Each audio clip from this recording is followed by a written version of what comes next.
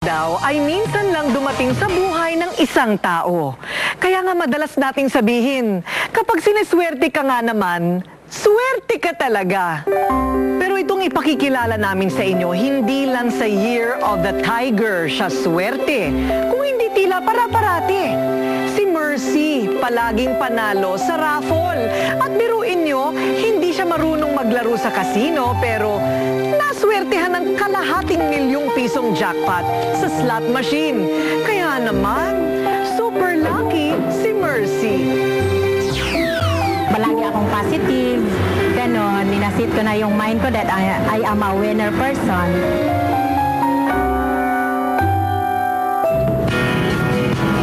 Cebu, tinaguri ang Queen City of the South. At katulad din ng Cebu, namamayagpag sa swerte at tagumpay si Mercy. Saan mang paraffol ang kanyang sinalihan, swerteng madalas mabunot ang kanyang pangalan.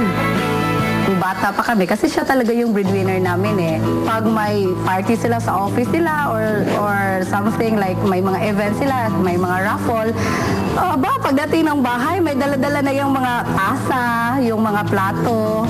Until such time na may mga appliances na.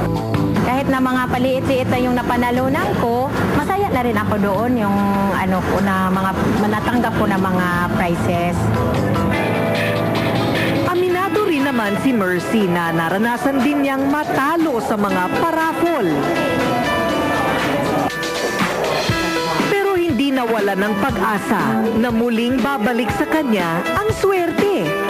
Palagi akong positive, ganon, ninasit ko na yung mind ko that I am a winner person.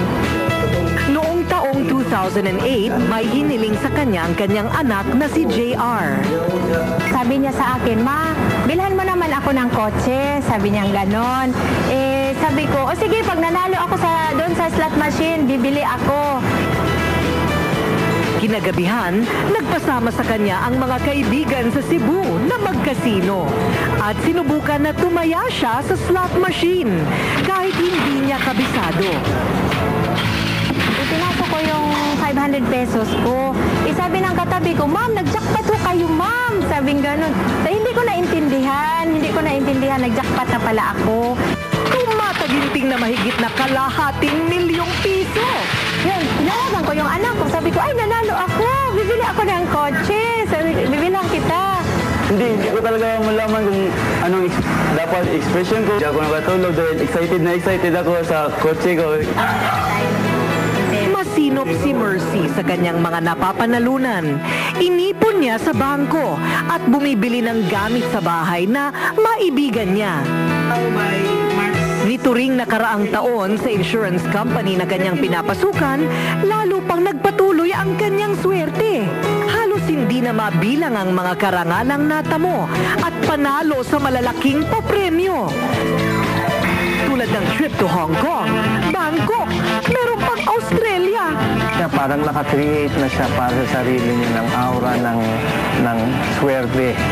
Kaya parang nagiging magnet na rin siya sa mga ganong pagkakataon. Mga 14 years old siguro ako noon. Basta may babae na sabi sa akin, swerte daw yung mukha ko. Marami ang nakarinig. So, tinandaan ko lang yon. Siyempre, pag may panalo, may blowout. Dahil sa swerte niya, napag-aral niya ako at nabigyan niya ako ng magandang buhay. Sino mag-aakala sa kanya na siya'y dating tindera ng isda, magmula nang mamatay ang kanyang ama? Nainggit nga ako sa mga kapitbahay namin dahil yung mga bata, naglalaro sila. Ako, naglalako ako ng kahit ano-ano. Dalaga na ako noon. Nagtitinda pa rin ako ng isda. Nag-stop na rin akong mag-aral dahil gusto kong maghanap buhay.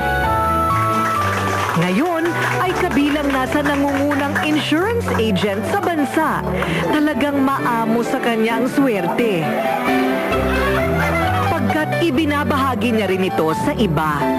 Sinishare ko yung mga blessings ko. Sinishare ko, ngayon na nagkapera ako. Nakita ko naman kasi noon, kasama ko kasi sila noon, natindira ng isda. Nagsifinance ako sa kanila, yung mga kasamahan ko.